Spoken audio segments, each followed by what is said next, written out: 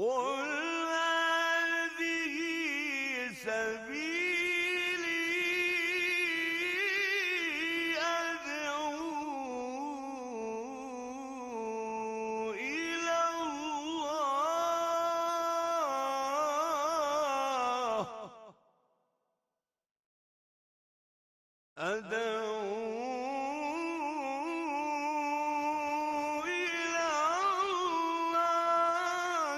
على بصيرة أنا ومن اتبعني وسبحان الله وما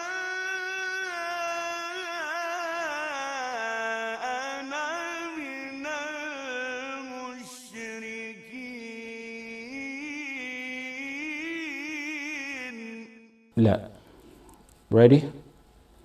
بسم الله الرحمن الرحيم. إن الحمد لله نحمده ونستعينه ونستهديه ونستغفره ونعوذ بالله من شرور أنفسنا ومن سيئات أعمالنا. من يهده الله فلا مضل له ومن يضلل فلا هادي له. وأشهد أن لا إله إلا الله وحده لا شريك له وأشهد أن محمدا عبده ورسوله صلى الله عليه وعلى آله وأصحابه وسلم تسليما كثيرا. أما بعد. Last week we took dua as example of ibadah. Today it's khawf and it's reverential fear. Khawf is reverential fear. And the proof is فَلَا تَخَافُوهُمْ وَخَافُونِ إِن كُنتُم مُؤْمِنِينَ.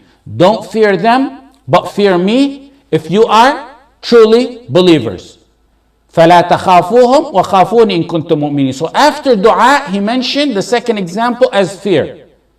And fear, the definition of it is to be frightened or to have anxiety or to be troubled as a result of expecting something that will bring about harm or injury or destruction.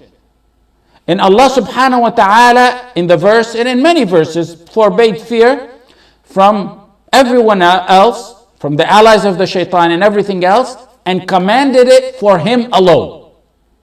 That's the first point. The next point is proof for ibadat comes through that giving them to other than Allah shirk comes through two avenues or two methods. Proof for what constitutes a ibadah and it becoming a shirk if it's given to other than Allah comes through two methods. And this is something I should have mentioned last week, but I skipped out on it. The first method is when it's a ibadah, according to the definition we took last week, when Allah commands something or orders it or orders the people who are doing it or commands the people who are doing it, it automatically becomes a ibadah. Now when it becomes a ibadah, given a portion or it to other than Allah becomes shirk. For example, فَلَا تَخَافُوهُمْ وَخَافُونِ إِن كُنتُم مُؤْمِنِينَ. خافوني, fear me. Allah commanded it. If it's Allah, pleased to Allah, or Allah loves it, or Allah ordered it, or He commanded the people who are doing it, it becomes a ibadah. Once established as a ibadah, there's automatic other proof that when it's a ibadah, given a portion of it, or the entire ibadah to other than Allah becomes shirk. So long as it's ibadah, that's it. Automatically, after knowing it's a ibadah, you conclude that given the ibadah or a portion to it to other than Allah is shirk. That's one avenue. The second avenue of proof is when these ibadat have a special specific proof showing in one way or another that whoever gives that particular ibadah to other than Allah has committed shirk. This same verse used here in فَلَا تَخَافُوهُمْ وَخَافُونِ happens to have two avenues, the two methods of proof in it, in that same verse. The first method is what we mentioned, khafuni. He ordered it. He ordered it that you fear me. That made it ibadah. Automatically we know from other proof that giving a ibadah to other than Allah makes it shirk. Now in the same proof, there's the proof for the second avenue as well. فَلَا تَخَافُوهُمْ وَخَافُونِ إِن كُنتُم مُؤْمِنِينَ. خافوني, fear me if you're believers. Meaning you're not believers if you don't fear me. So this is specific proof that if you don't give your fear to Allah, then you've committed shirk. In kuntum mu'min, meaning that's you're not believer. So the first type of proof, if Allah merely ordered it, if He commanded it, or its people, it entails by other proof that you give a portion to other than Allah, it becomes shirk. If it's proven as a ibadah, given a portion of it, or all of it to other than Allah, makes it shirk. Then there's proof that's specific proof to some ibadat. وَخَافُونِ إِن كُنْتُم مُؤْمِنِينَ. Allah says, fear me if you're believer. That's a specific proof. That's a second avenue. That's good to know as a debate tactic when debating, for example, especially matters like this, the grave worshippers and the mubtadi'ah. When you hit them with proof from different angles and avenue to show what constitutes shirk and how it becomes shirk. So when the author gives his proof on the matter of ibadat, sometimes he uses the first method, the first avenue, sometimes he uses the second. Now, the specific proof the author chose is فَلَا تَخَافُوهُمْ وَخَافُونِ إِن كُنْتُم مُؤْمِنِينَ, for this matter right here, for fear. Fear them not, don't fear them, but fear me if you're truly believers. He ordered to fear him, وَخَافُونِ. And this order is a wajib. It's commanded. It's a wajib. Fear of Allah is wajib. Why? Because a general order without any additional proof, taking it from being wajib to a sunnah, means it remains wajib. And this is something inshallah we'll elaborate on in usul. The general order in the Quran or in the hadith means it's a wajib. And it doesn't get deferred to being a sunnah unless there's additional proof to show that. If I say do it, you must do it. Unless somewhere it's a wajib. If Allah and the Prophet ﷺ say it, it means it's a wajib. Unless there's additional proof to indicate it's deferred to being a sunnah. For example, grow your beard. Once the command comes, grow your beard or order, grow your beard. It's a wajib. Had we had one single proof from the Prophet ﷺ where he merely seen someone shaved and didn't say nothing about it, that automatically would take it from being a wajib to a sunnah. Now here there's an order. Fear me. Allah says fear him. That's a wajib. Why? Because there's no additional proof to show that that is deferred from being a wajib to a sunnah. Also, additional way, is Allah made it a condition of iman. وَخَافُونِ إِن كُنْتُم مُؤْمِنِينَ. If you're believers, you fear me. Meaning you're not a believer if you don't do it. Also, to substantiate and confirm the order to fear him, is that Allah in the early part of the verse said, إِنَّمَا ذَلِكُمُ الشَّيْطَانُ يُخَوِّفُ أَوْلِيَاءَ. He deterred from fearing the awliya of the shaitan, of jinn and ins, and then he ordered direct fear to him only. If you don't fear him, you're not mu'min. As a condition of your iman, you have to fear him. So you're not mu'min if you don't. In summary, the verse deters from fear of other than Allah and orders fear of only Allah subhanahu wa ta'ala as a condition of your iman. And that's the verse he chose. Next point. Not every fear is ibadah. Some is, and some if it's the type that's ibadah, constitutes if given it to other than Allah becomes shirk. But there's other types that are not ibadah. And this is very important to know, especially for talabat al-ilm to know this. Otherwise they go around declaring some people mushrikeen if they have fear. And then it's not the ibadah fear. Once Allah ordered khafun, fear me, khafuni, it made it ibadah. He ordered it. It means it's something he likes. That falls under the definition that Ibn Taymiyyah outlined for us, that what constitutes of ibadah that we took, ismun jami'un likul ma yuhibbuhu Allahu wa yardah. And now there's 4 types of fear that you need to know about. Once you know these, you'll know which is shirk and which is prohibited and which is permissible at times. The first one is al-khawf al-tabi'i al-jibilli, natural fear.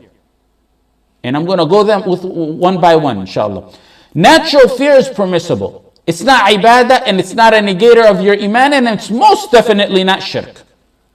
Examples are fear of a lion or a predatory animal in front of you, or a car coming at you at a high speed, or you're around the building and the building is about to collapse near you, or you're in a house and there's fire, or you're in a river and you fear drowning, or you see a snake and you fear that it's going to bite you, or some who have public speaking, fear of public speaking.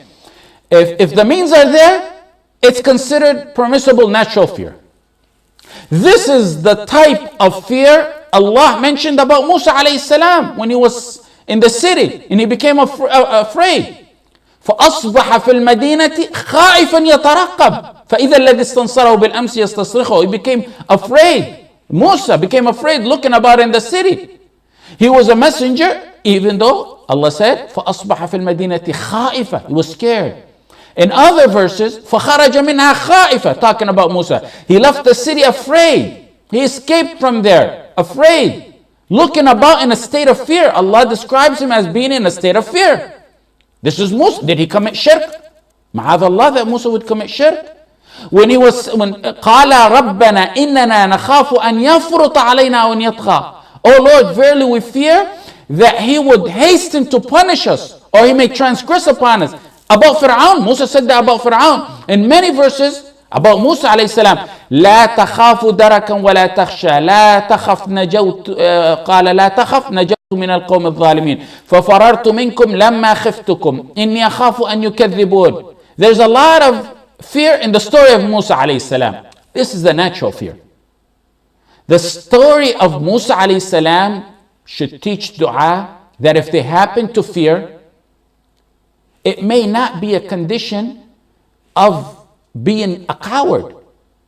It may be normal at times when taking on a big task, like speaking the truth or doing the most noble of matters. It may be some fear penetrates in the heart, the natural fear. However, the courage becomes not to let that fear deprive one of proceeding forth or make him go cowardly backwards. Hisham ibn Abd al-Malik told his brother Maslama, who was called Layth al-Wagha, "Oh, Abu Sa'id," his kunya was Abu Sa'id, "did you ever fear in battles?" Maslama said, "I've never been free of fear, but I always used the fear to my advantage in developing a ploy, and never did I let the encompassing fear that I get deprive me of stable thinking or going on forward."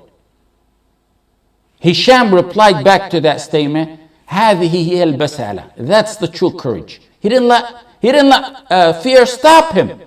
Courage doesn't mean you don't have fear. That's natural fear. It means you control and direct the fear to succeed in what you're doing. As time goes by, that fear, even that natural fear, will vanish and go away. Those verses of fear that we were saying were in the early messagehood days of Musa alayhi salam. After one trains himself, controlling that fear, redirecting that fear to his advantage, in the advantage of his mission, giving victory to his goal and mission, that fear begins to fade away and go and never have any traces of it. The story of Musa in the early phases had so much fear in it. But look towards the end of the messagehood, after plenty of practice and not letting fear get in the way, this type of permissible fear vanished. When everyone feared Fir'aun, he was behind them, the army that no one's seen anything like its likes, the ocean in front of them, and between them two is Musa and his followers. You would expect to see, after all those verses of fear, that Musa at this most critical time, when he was now in front of an ocean, the ocean in front of him, in the huge army of Fir'aun behind him, that he would be shaken in terror. But plenty of training killed that natural fear itself. Everyone was afraid. They said, قَالَ أَصْحَابُ مُوسَى إِنَّا لَمُدْرَكُونَ. When the two hosts saw each other, the companions of Musa alayhi salam said, "We're overtaken. We're going to be overtaken for sure." قَالَ كَلَّا إِنَّ مَعِيَ رَبِّي سَيَهْدِينَ. Now the stunning words of Musa. Musa said, no. Verily with me is my Lord. He will guide me and protect me. What do you learn here? You learn here from this that natural fear is permissible. It's not shirk. When natural fear touches one in matters that you're following the guidance in, you use that fear and you redirect it to your advantage. You don't stop, and with train and over time, it will vanish and go away, that fear.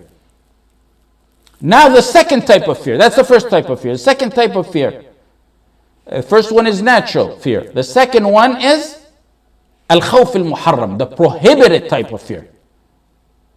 Al-khawf al-muharram. And this is also considered by some scholars as shirk al-asghar, small shirk. This type of fear stops one from doing ordains or committing prohibitions. Fear that stops you from doing an ordain or refraining from doing refrain from doing a wajib or getting you to do a muharram. And this is what is short of shirk. He fears that he'll make salah on time, for example, because people will mock him in public places. He fears to grow a beard because he fears the employer will fire him. He fears to grow a beard because he doesn't want to get scrutinized or delayed at airports. He was in a setting where people were listening to music. He didn't want to tell them that music is haram because he didn't want to be singled out, criticized, or outcast. He let his clothes go below the ankle because he didn't want to look differently, or he didn't want people to point fingers at him or mock him. He didn't speak the truth and stand up for his brothers and sisters who desperately need him because he didn't want to be labeled as a radical or extremist. This is the type of fear that's in the verse, الَّذِينَ قَالَ لَهُمُ النَّاسُ إِنَّ النَّاسَ قَدْ جَمَعُوا لَكُمْ فَاخْشَوْهُمْ فزادهم إيمانا وقالوا حسبنا الله ونعم الوكيل. The believers were told, this was after the battle, the Muslims fought. Verily the pagans have gathered against you a great army, so fear them. They gathered another army to fight you again. The hypocrites always come at you. Don't speak about prisoner rights. Don't forbid the evil. The West and their governments will tap your phone. When it was told to the Sahaba something of that similar nature, فَخْشَوْهُمْ زَادَهُمْ فَزَادَهُمْ إِيمَانًا, it increased them in faith. And they said, Allah is sufficient for us, and we put our trust in Allah. وَقَالُوا حَسْبُنَا اللَّهُ وَنِعْمَ الْوَكِيلُ. The following verse tells, إِنَّمَا ذَلِكُمُ الشَّيْطَانِ, those who scare you, they're the devils. It's only the shaitan that suggests to you to fear his awliya, the awliya of shaitan. Some considered this category of fear as haram because it gets you to leave some ordains or it gets you to do some prohibitions for fear of other than Allah.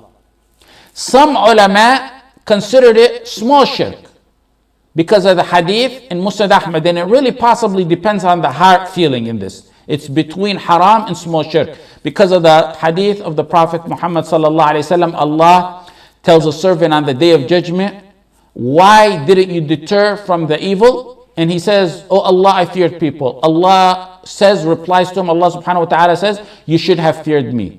Inna Allah yaqulu lil abdi yawm al-qiyamah, ما منعك إذا رأيت المنكر لا تغيره فيقول ربي خشيت الناس فيقول الله إياي كنت أحق أن تخشى. He feared the people, and he said, and he admitted to Allah, I feared people. Allah said, you should have feared me. Now under this second category, the fear that's prohibited, we have other additional categories. And this is a matter that must be noted. And it's the conditions where one could possibly say the words of kufr, the exemptions where one could say the possible words of kufr, wal-'iyadhu billah, or do a haram, or to not do a ordain. The first one is if the injury or harm or threat that you're going to get is unbearable. If it's ikrah, this is called ikrah. This is A. Someone whipped or lashed to the point that they can no longer take it. There's details on the level of what constitutes ikrah. But as Ibn Taymiyyah rahimahullah said, it depends on the one being tortured.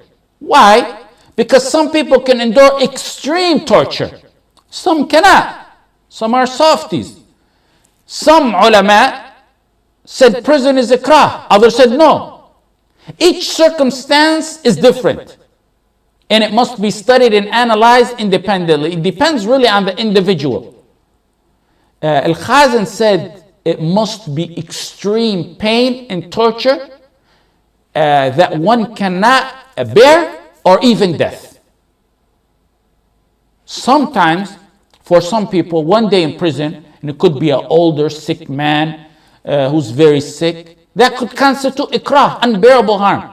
Whereas for a younger, healthy, strong man, a lifetime in prison wouldn't constitute ikrah. There's other evidence and indicators that point what ikrah is and what's not, and really it's got to be studied on an individual basis. One must keep in mind that the word of TAWHEED and Allah's rights of haram and halal are mighty matters. And they're mighty matters that a true believer would hate to compromise unless it's the biggest of unbearable torture. And one with the strongest of iman would rather lose his life than compromise on that. There's no doubt being firm, even if it costs one his death, is better. But we're saying, what if someone decides to take the exemption? For example, when September 11 happened, some supposed shuyukh or dua or whatever they want to call themselves, they ran around issuing fatwas that a woman can just wear a hat for hijab. Some type of hat that they said is good, and that's hijab. Why? They said it's ikrah. And that's foolishness. That's jokes. After September 11, you can possibly count on your fingers how many of our beloved sisters were harmed. Yet they began to make it an issue as if it was an issue of ikrah, compromising something that's wajib. Those are the human devils. إنما ذلكم الشيطان, in that type of thinking, إنما ذلكم الشيطان يخوف أولياءه. You need to keep ikrah in mind that ikrah is one threatening must be able to carry out what he claims. And you must not be able to defend yourself. And if you're ordered to say kufr or haram or leave a wajib and it's unbearable harm, then you can take it. If you can defend yourself and he can carry out what he's saying he's going to do to you. And number two, you have to believe that he will actually carry out that threat. It's not a possibility. Meaning if I don't do that haram or say that word of kufr, wal'iyadu billah, he would definitely kill me. He would definitely, the whip is in his hand and he's going to whip me so much that I will not even be able to bear it. Mere threats don't constitute ikrah. As Ibn al-Jawzi narrated, that Imam Ahmad said in Zad al-Masir. That's the second one. Third is, what you're threatened with has to be imminent. It's going to happen now. If it's a matter of the future, wait. So not only are you sure it's going to happen, but it's going to happen right now, or very imminent, right in a few moments. So if they say, for example, shave your beard or say words of kufr, wal-iyadu billah, and the threat will not be carried out. You wait until they're about to carry out that threat. And the final point is, if they give you a choice, like that of Shu'aib alayhi salam, قال الملأ الذين استكبروا من قومه لنخرجنك يا شعيب والذين آمنوا معك من قريتنا أو لتعودن في ملتنا قال أولو كنا كارهين قد افترينا على الله كذبا إن عدنا في ملتكم بعد أن نجانا الله منها وما يكون لنا أن نعود فيها إلا أن يشاء الله ربنا. They told Shu'aib, either leave the country or come back to our religion. He said, no way will I go back. They gave him a choice. You either leave the USA or do this haram. You pack up and leave. If they give you the choice.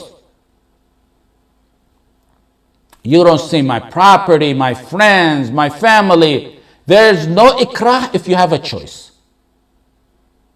Just so you know, And I want you to know the level of harm one must be inflicted with or threatened with, that he has to know will immediately happen before he says kufr or does a haram or leaves an obligation. So to know the level, you know, when the whipping and lashing that they used to have back in the days is much worse than what's done today. In fact, the one lashing, Imam Ahmad ibn Hanbal rahimahullah said to him, لو ضربت تلك الصياط فيلا لهدته من جوفه. If the whips I hit you with, I went and hit an elephant with, they dropped that elephant dead. Imam Ahmad objected to the scholars who claimed ikrah during his time. When they claimed torture, he said, that's not torture.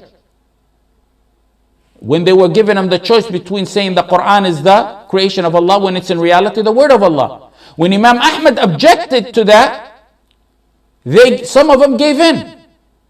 Some of the ulama. And when he questioned them, they said, إِلَّا مَنْ أُكْرِهَ وَقَلْبُ مُطْمَئِنٌ بِالْإِيمَانِ. He said, Ammar, when that verse was revealed, he was being lashed. You guys were merely threatened. Meaning he didn't think it was sufficient to be threatened. You have to surely know that it's going to be carried out and carried out immediately on the spot. He didn't exempt them when they began to say the issue of Ammar radiallahu anhu and how he said what he said. Imam Ahmad, his best friend, one of his best friends, Yahya bin Ma'in. Yahya bin Ma'in gave in and said some words to avoid torture. Imam Ahmad objected to his friend. And he said about Yahya ibn Ma'in, he said one time, he tells me he was under ikrah and he wasn't even lashed. So Imam Ahmad objected to his friend Yahya because he said it without being lashed or being threatened on the spot. So the scrutiny is very high to become ikrah and say and use the exemption that we have. But keep in mind, and here's another matter where other people go wrong. You can't be a mu'tadi in ikrah. What does that mean? With Allah's rights, Allah is merciful. Allah subhanahu wa ta'ala is very merciful. He forgives. He gives you exemption. It's different with the rights of Muslims. So if it means under ikrah, under torture or being killed, one, his heart is full of iman, he can say the words of kufr to avoid that punishment, the unbearable punishment. It's from the mercy of Allah subhanahu wa ta'ala that he makes it an exemption to his rights, but not to the rights of Muslims. As in Ammar's case, he told Quraysh some words under duress and torture. That's Allah's rights. Allah subhanahu wa ta'ala forgives. They lash you so bad, or they cut your flesh with knives, as we've seen on clips from Syria, and you say Bashar is Allah wal-iyadhu billah or whatever they want you to say, you can't take it no more, you say it. It's better to be patient and not say it, but if you do, you're exempted. But let's say they have someone in prison and they tell them to do fornication with another Muslim. I used to remember decades ago when I used to listen to Kishk rahimahullah and his old tapes and talk about prison conditions in Egypt back in the 60s. He said there were circumstances when they would tell a man to have a relationship, a prisoner with another prisoner. Even if they shred you piece by piece, you cannot do that. Why? وَلَا تَزِرُ وَازِرَةٌ وِزْرَ أُخْرَى. No bearer of burdens shall bear the burden of another. And also, لَا ضَرَرَ وَلَا ضِرَارَ. In Sunan Ibn Majah, لَا ضَرَرَ وَلَا ضِرَارَ. There should be no harming and no reciprocating in harm. No harming and no reciprocating harm. What's common today, someone goes to prison, for example, all over the world. And they really want someone for another reason. Someone else, for example. Maybe someone who's speaking the truth on matters. The other person, they got no evidence that he did anything wrong in their supposed legal system. So they go to people around him, to a surrounding Muslim community. they threaten them with prison. Or they harass them, keep visiting them. Or sometimes they take them to prison for some petty ticket or bogus claims. Then they threaten them with big sentences. Or sometimes they just merely imply threats. Then at the end they say, well, if you testify against Sheikh so-and-so or another individual, we'll reduce your sentence from 20 years to 5 years. Or we'll let you go home right now. Or we'll drop the immigration charges on you. And we'll let you stay in this country, we'll give you citizenship. I can name many worldwide who are like this. And many who are oppressed worldwide who are in prison because of this. They testify falsely to save themselves and put other Muslims in prison. You can't do that Islamically, no matter how bad the torture is. Once it comes to harming a Muslim, the limits of ikrah stop. With Allah's rights, He gives you leverage. He forgives you. He doesn't hold you accountable. With Muslims, even if you're tortured or killed, to rape a Muslim, to testify falsely, to say something, they give you the choice between that, the torture, and killing a Muslim. Go home, but you kill a Muslim, or you harm a Muslim, you can't. Al-Qurtubi rahimahullah said, أجمع العلماء على أن من أكره على قتل غيره أنه لا يجوز له الإقدام على قتله. Qurtubi rahimahullah said, Isma', one who is compelled to kill another cannot kill him. There's no compelling in this. There's no ikrah in this. ولا انتهاك حرمته بجلد أو غيره. Not only killing, he said there's ijma', you cannot be compelled, there's no ikrah to transgress on the honor by lashing or anything similar of that nature. Meaning they say, we whip you or you whip the Muslim. No, whip me. There's no choice in that. There's no choice. Kill him or you kill. No, kill me. There's no choice. وَيَصْبِرُ عَلَى الْبَلَاءِ الَّذِي نَزَلَ بِهِ. Al-Qurtubi said he must be patient in this matter. There's no choice in that. وَلَا يَحِلُّ لَهُ أَنْ يَفْدِيَ نَفْسَهُ بِغَيْرِهِ. Ijma'. He cannot ransom himself for another. وَيَسْأَلُ اللَّهَ الْعَافِيَةَ فِي الدُّنْيَا وَالْآخِرَةِ. نسأل الله العافية. نسأل الله العافية. At the end of his quote he said, and you ask Allah subhanahu wa ta'ala to keep you safe from those type of trials. It's ijma'. And you don't have a choice in those matters. When it comes to the rights of a Muslim, it's not a choice of ikrah. Allah's rights, tolerable. Allah exempts you. He won't hold you accountable if it's ikrah. With Muslim rights, there's no choice. There's no ikrah. Now, the second level after that is mashaqqa. After ikrah, there's mashaqqa, which is difficult hardship that one can bear. It's a hardship, but one can bear. Like a little bit of lashing, a prison term he can handle. There's a difference between the first one I mentioned, ikrah and mashaqqa. There's a difference between ikrah and mashaqqa. Ikrah is unbearable. The first one I mentioned is unbearable.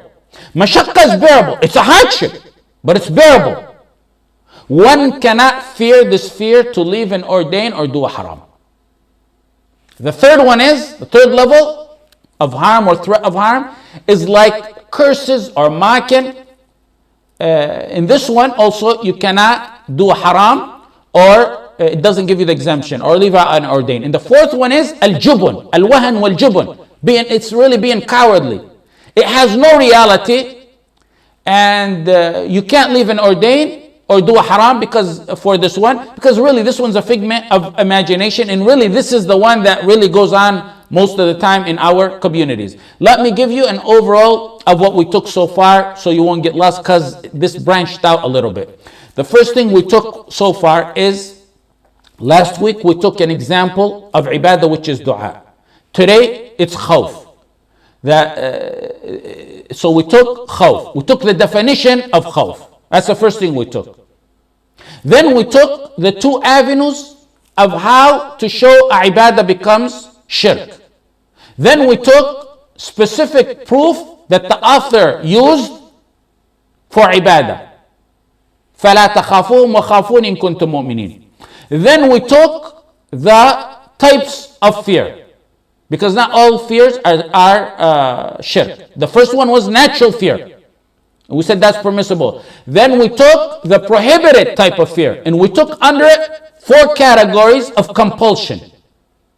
That's what we took so far. In summary, this is prohibited because it makes you leave an obligation or do a sin. The second type of fear. It's not secret fear, but it's an apparent one. There's people there who are going to make fun of someone. They're going to torture him. It's not secret or hidden fear. Someone may curse him.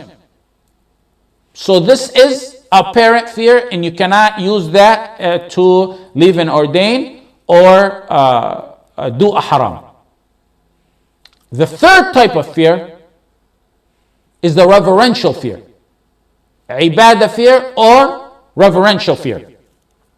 This is the fear that makes one do deeds and refrain from sins. This is the good fear. This is the fear of Allah subhanahu wa ta'ala. This is what's considered ibadah. Therefore, giving it to other than Allah becomes shirk. To fear someone as you fear Allah becomes shirk. To fear someone to the point of worship, like making dua to him, that's considered shirk akbar. Al-Fudayl ibn Iyad rahimahullah said, "Man khafa Allah dallahu al-khawfu ala kulli khayr. Wa kullu qalbin laysa fihi khawfu Allah fahuwa qalbun kharab." Whoever fears Allah, his fear will direct him to all good. This is the statement of Fudayl ibn Iyad. And every heart that does not have fear of Allah in it is like a demolished house. It's like a wrecked house. They told Al-Hasan al-Basri, Abu Sa'id, the kunya of Al-Hasan al-Basri is Abu Sa'id. Abu Sa'id, there's those people who scare us so much about the hereafter that they tear and shred our hearts apart. They scare us. They terrorize our hearts about the life after. Al-Hasan al-Basri said, for you to have friends who will make you fear so that you will be at security in the akhirah is better than to have friends who will make you secure in this world, feel secure in this world, and end up in terror in the akhirah. Now, is all fear of Allah praised? No. You got to explain it. We have to explain it. There's an explanation to it. A, there is the fear that's not praiseworthy. The not praiseworthy to Allah is the one that makes one despair and give up hope. It brings sorrow to the heart and distress, and even makes one transgress in his sins because he despairs. The man who killed 99, they told him, you're not going to be forgiven. He killed 100. And that's what happens when you despair. You have no hope in Allah. But overwhelming fear, that makes you despair. You despair Allah's mercy and give up hope. That's the wrong type of fear. That type of fear will cause a person to continue in sin due to the fact that he totally gives up hope. That's the unpraiseworthy fear. Then you got the praiseworthy fear of Allah. That praiseworthy fear of Allah is when it prevents you from being disobedient to Allah, and it causes you to fulfill the obligatory duties to Allah subhanahu wa ta'ala. The fear of Allah that deprives you of prohibition, makes you stop from doing prohibition, is praised. The fear that makes you do the ordained, that's a good fear. This is the fear that actually gives tranquility and happiness and peace to the heart. That's what keeps you steadfast on the deen. If you reach the goal with this fear, the heart settles and becomes at peace when you truly fear Allah. And it becomes dominated by joy and the blessing that Allah subhanahu wa ta'ala will forgive you if you made mistake and will reward you if you did good. Ibn al-Qayyim rahimahullah in Madarij al-Salikin said, Ibn Taymiyyah used to say, the praiseworthy fear is the one that confines you from doing prohibition. It stops you from doing any prohibition. Some of the Salaf used to say, one is not fearful of Allah unless he leaves sins. The next point is the levels of fear from Allah. In this category, there's levels of fear from Allah. fear of Allah is levels. The first one is fear of the planning of Allah. أَفَأَمِنُوا مَكْرَ اللَّهِ. Allah says in this question mark, rhetorical question, do they feel secure against the plan of Allah? None feel secure from the plan of Allah except people who are losers. فَلَا يَأْمَنُ مَكْرَ اللَّهِ إِلَّا الْقَوْمُ الْخَاسِرُونَ. Being secure from the plan of Allah is a sign of a loser. The ultimate loser. How can you feel free from the plan of Allah when you know the hearts are between the two fingers of Allah subhanahu wa ta'ala? He changes them as He wishes. When the Prophet sallallahu alaihi wasallam mentioned this hadith, he then followed it by the verse, by the dua, يَا مُقَلِّبَ الْقُلُوبِ ثَبِّتْ قَلْبِي عَلَى دِينِكَ. He drastically changed the hearts. And the Prophet ﷺ made dua that his heart remain firm on his deen. How many rich become poor? How many poor become rich? He changes matters drastically. How many honored become dishonored in a moment's notice? How many dishonored become honored?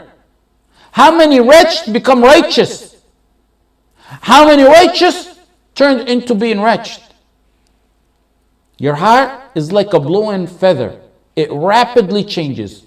So if the Prophet sallallahu alaihi wasallam made dua that Allah keep his heart steadfast on the deen, and his sins prior and future were forgiven, then that should be something on the tip of our tongue always. Ya muqallib al-qulub thabbit qalbi ala dinik. You always fear the plan of Allah subhanahu wa ta'ala. If you're in front of a TV, look how your heart changes in a day, in just one day. You're in front of a TV, your heart is one way. If you're in front of with bad friends, your heart is another way. If you're with good friends, your heart is in another way. If you're with ulama and talabat al-ilm, your heart is in a much better way. Your heart changes so many times in one day. So you should always fear the plan of Allah. أَفَأَمِنُوا مَكْرَ اللَّهِ فَلَا يَأْمَنُ مَكْرَ اللَّهِ إِلَّا الْقَوْمُ الْخَاسِرُونَ. Sign of the truthfulness and righteousness is they fear the plan of Allah. That's the first type of fear of Allah. Then you fear the bad end. In this type of fearing the bad end, shredded the hearts of the believers in our Salaf. Uthman ibn Mad'un radiyallahu anhu. The first man who was labeled as Salaf as-Salih. First man to be buried in the Baqiyah. In the Baqiyah, he was the first one to be buried there. He prohibited alcohol on himself in Jahiliyyah before Islam. So imagine how good his Islam was. He was the brother of the Prophet ﷺ by nursing. He got the honor of migrating, both migration, which is a lot of reward. The first one to Medina, and then before that he was in Habasha, in Abyssinia. He was from the first believers who believed even before Dar al-Arqam ibn Abi al-Arqam. The Prophet ﷺ entered in house when he was dying. And the Prophet ﷺ kissed him, and it was said that tears fell from the Prophet ﷺ on Uthman. And some consider this portion of the hadith hasan, and some consider it weak. This portion about him, his tears fallen on him. However, in Sahih Bukhari, when he died, al-Ala said, "May Allah have mercy on you. May Allah have mercy on you, Abu Sa'ib." Uthman's nickname was Abu Sa'ib. "I testify that Allah has honored you." She's talking to Uthman ibn Mad'un. The Prophet ﷺ said, "How do you know that?" He told her, "How do you know that?" Al-Ala said, "I don't know, Prophet of Allah. I don't know by Allah." The Prophet ﷺ, look what he said. "Death has come to him, and I wish all good for him by Allah." Look at that. By Allah, although I am the apostle of Allah, I don't know what will happen to me or to you. I don't know what will happen to me or to you. Al-Ala said, "Wallahi, I will never attest to the righteousness of anybody after that statement by the Prophet Muhammad sallallahu alaihi wasallam." The Prophet sallallahu alaihi wasallam says, "By Allah, although I am an apostle, I don't know what will happen to me nor to you." So how could we not fear that end? the end that we want it to be in good. When Sufyan al-Thawri was on his deathbed, a visitor walked in. He said, "You crying, Sufyan, because you fear your sins?" He's asking Sufyan. So Sufyan took a little stick, like a toothpick or something out, and he said, "I fear my sins less than this. What I fear is that I will be stripped of my iman before I die." He was on his deathbed. "I fear I will not die a good death." That's Sufyan, the man who we spoke about. The alim, the muhaddith, the zahid, the imam, the abid. You remember we mentioned in this class about his ibadah. Then walked in to visit him, to visit Sufyan, Hamad ibn Salama, the imam of Zuhd. He said, "Good news, Sufyan. You're going to meet the one you had so much hope in, and he is the most generous." Look what Sufyan, he was giving him some hope. Sufyan said, Abu Salama is the nickname of Hamad ibn Salama. He said, "Abu Salama, do you think Allah will forgive a man like me?" "Ya Aba Salama, atara an Allah yaghfiru li mithli?" Sufyan al-Thawri says, "Do you think Allah will forgive a man like me?" When al-Muzani went to visit his Shaykh al-Shafi'i when he was on his deathbed, al-Muzani is a student of al-Shafi'i. He said, "How do you feel, Shafi'i?" He said, "I feel like I'm departing, but I don't know if my soul will go to heaven to congratulate it or whether it will go somewhere else so I can give it condolence." Mu'adh, the man the Prophet ﷺ says, "Wallahi, I love you." The man who took Islam to Yemen on his deathbed at the age of 32 because of the plague, At-Taifa, that was spread. A youth committed to Allah. He used to keep asking, "Is it morning?" They say no. He said, "Is it morning?" No. They said, "Why you keep asking if it's morning?" He said, "I seek refuge in Allah from a night that I'll spend its day in hell." Mu'adh said that. "Oh Allah," he went on to say, "Oh Allah, you know I used to fear you and I have hope in you. Oh Allah, I didn't love life for its gardens and rivers, but the thirst in the day," meaning for his fasting, "and for crowding around the ulama." Then he began to repeat, "La ilaha illallah, la ilaha illallah," until his death. That's the fear of a snippet of how our Salaf used to fear the bad. And then nas'alullah husn al-khatimah. The next type of fear is the fear of the punishment of Jahannam and not seeing Allah. Fear of not seeing Allah is terrorizing. Those who are doomed to hell, a'adana Allah wa iyyakum min dhalik, will face the biggest torment. But being deprived from the best pleasure of seeing Allah is even a bigger torment. Some ulama said the biggest punishment is to be deprived from the sight of Allah if you're not allowed to see Him. وُجُوهٌ يَوْمَئِذٍ نَاظِرَةٌ. Then he says, وَرِضْوَانٌ مِّنَ اللَّهِ أَكْبَرٌ. And then he says, وَوُجُوهٌ يَوْمَئِذٍ بَاسِرَةٌ. A heaven bigger than the sky and the earth, yet it has no room in it for you. And worse than that is not being able to see Allah subhanahu wa ta'ala, the ultimate pleasure. The least punishment in hell is 2 tiny little stones under the feet of someone that will fry his brains. أعاذنا الله وإياكم من ذلك. A place no one wants to be. Its food is hell, is fire. Its water is fire. Its clothing is fire. زقوم, غسلين, حميم, قطعت لهم ثياب من نار. We conclude with that type of fear. Now that's the third type of fear from Allah. Now, the third level. Now, the fourth fear. Secret supernatural fear. Khawf as-sir. Fear from other than Allah, that which only Allah could do. Like someone fearing someone, khawf as-sir means fearing someone will harm you in a way only Allah can do. For example, a supposed saint in the grave harming someone alive. This is the type of fear that the grave worshippers have. And of course, it's shirk akbar. It's like the people of Hud had, the fear that the people had in their idols. إِن نَقُولُ they told Hud, إِن نَقُولُ إِلَّا اعْتَرَاكَ بَعْضُ آلِهَتِنَا بِسُوءٍ قَالَ إِنِّي أُشْهِدُ اللَّهَ وَأَشْهَدُ أَنِّي بَرِيءٌ مِّمَّا تُشْرِكُونَ. They said, the people of Hud told him, we think that our gods, which is their false deities, seized you with an evil madness. They put their curse on you. What did Hud respond to him?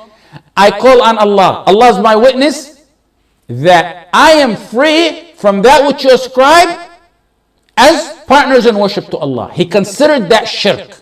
He considered what they said as shirk. They said their Lord touched Hud with a madness. Meaning, you said something bad about our Lord, so they put a curse on you. They made you a crazy man. That's the fear they had from their false deities. When he responded back, he said, مِمَّا تُشْرِكُونَ. What you just said is shirk. That type of fear is shirk. Fear of a person in a grave or a wali far away can harm the way Allah can harm. That's called the secret fear, and this is a shirk al-akbar. This category of shirk is shirk al-akbar. That's major shirk, regardless of whether he fears one dead or alive. If they are dead, it's shirk to fear the dead, even if it's something that was under their control and power when they were alive. It's shirk because now they are dead. If I fear someone punching me, that's natural fear. But if I fear a dead person is going to punch me, he could have done that when he was alive. But now he's dead, it's shirk akbar. I can fear someone in front of me stabbing me. That's natural fear. We spoke about that in the first category. This fourth category, if I fear that fear in a person who's dead, it becomes shirk akbar. Fear someone can make me ill without means is shirk akbar. Fear of someone depriving me of having kids is shirk akbar. These are matters only Allah subhanahu wa ta'ala can do. Fear of inanimate objects like a blessed tree or like metal that's around the Prophet ﷺ's grave or something like that. Fear of that, that's shirk akbar. A particular story comes to mind that a sheikh mentioned. He said they were visiting Egypt in da'wah on a da'wah trip one time. And in portions there, the ignorant take Badawi as a saint and they fear him the way they fear Allah. Many people do throughout the world, not just in Egypt. But he was visiting Egypt with a colleague. Some even fear him more than they fear Allah in statements that they say. The sheikh said we were in the back seat of a cab, taxi cab, and a young boy came and asked my colleague for money, a beggar. The sheikh gave him a little bit of Egyptian money. The young boy got greedy or didn't think that was enough. So he said, I ask you by Badawi to give me more. Note, he said, I ask you by Badawi. Badawi is the saint. He didn't say, I ask you by Allah to give me more. And it's known in some areas that they take Badawi similar to Allah, give him qualities to Allah. And if you're asked by Badawi, it's known you have to answer. That's how you avoid the curse of the Badawi on you. The sheikh said, give me back the money I gave you. The sheikh said, because you gave an oath by Badawi, you don't get nothing. You need to learn a lesson never to give an oath or ask by other than Allah subhanahu wa ta'ala. Then they drove away. The cab driver said, Yustur, Yustur, Yustur. Save us, save us. The sheikh said, what are you talking about? He said, he's asking Badawi to save them. He said, you cursed or disrespected Badawi. Look what's going to happen to us now. And the driver became afraid of Badawi because he deemed that the sheikh disrespected him when he took the money and wouldn't give the young boy. When they reached their destiny safely, the sheikh said, look, this is a true story. He said, look, we reached safely, nothing happened, alhamdulillah. Instead of the cab driver realizing that's fake, what he was doing in that shirk, he said, Al-Badawi's been patient with us. Shirk after shirk. Badawi is dead in his grave. He cannot harm or help. This is the Kawf السر. This is the shirk akbar. This was mentioned in the verse, وَكَيْفَ أَخَافُ مَا أَشْرَكْتُمْ وَلَا تَخَافُونَ أَنَّكُمْ أَشْرَكْتُمْ بِاللَّهِ مَا لَمْ يُنَزِّلْ بِهِ عَلَيْكُمْ سُلْطَانًا فَأَيُّ الْفَرِيقَيْنِ أَحَقُّ بِالْأَمْنِ إِن كُنتُمْ تَعْلَمُونَ. How should I fear those whom you associate in worship to Allah? They can neither benefit nor harm. They can neither benefit nor harm. That was the statement of Ibrahim alayhi salam. It's important to know these categories, these 4 categories of fear, the main ones that I mentioned, because some declare someone a mushrik if they have the natural fear. You've seen that a lot. And this should clear up that matter. And as a very last point, bear with me, what's the difference between khashya and khawf? Khashya and khawf both mean fear in Arabic. However, khashya is more specific, or a higher level of fear, because it combines between the fear of Allah and coats it with the knowledge of Allah. Fear of Allah with the knowledge of Allah. That's why the Prophet ﷺ, when he talked about himself, he didn't say akhaf, because he's the Prophet ﷺ. He has ma'rif of Allah, he has knowledge of Allah. He says, أَمَا وَاللَّهِ إِنِّي لَأَخْشَاكُمْ لِلَّهِ وَأَتْقَاكُمْ لَهُ. He says, he's at a higher level, so he's used khashya. I have khashya of Allah. Look when Allah talks about ulama, because they know Allah. إِنَّمَا يَخْشَى اللَّهَ مِنْ عِبَادِ الْعُلَمَاءِ. Khawf comes from an ignorant, whereas khashya comes from the knowledgeable in Allah and those who have ma'rifah in Allah and fear in Allah.